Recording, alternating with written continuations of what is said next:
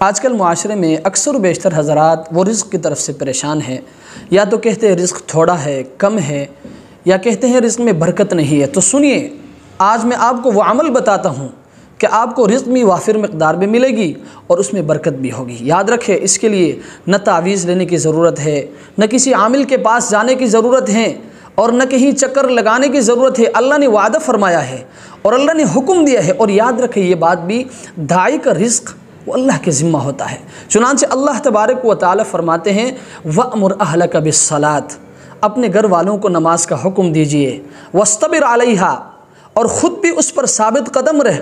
لَا نَسْأَلُكَ رِزْقًا، ہم تم سے روزی نہیں مانگتے، نَحْنُ نَرْزُقُكَ، ہم تمہیں روزی دیں گے۔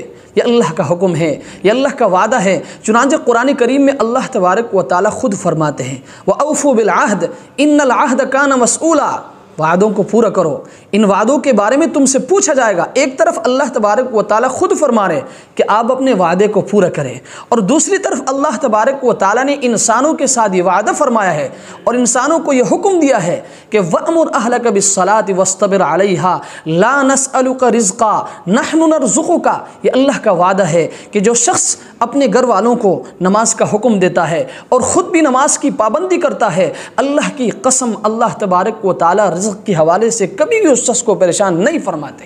اس لیے اگر آپ چاہتے ہیں کہ آپ کو رزق بھی وافر مقدار میں ملے اور آپ کے رزق میں برکت بھی ہوں، تو محترم سامعین و ناظرین، آپ نے خود بھی نماز کی پابندی کرنی ہے اور آپ نے اپنے گھر والوں کو بھی نماز کا پابند بنانا ہے۔ اور ایک بات ضرور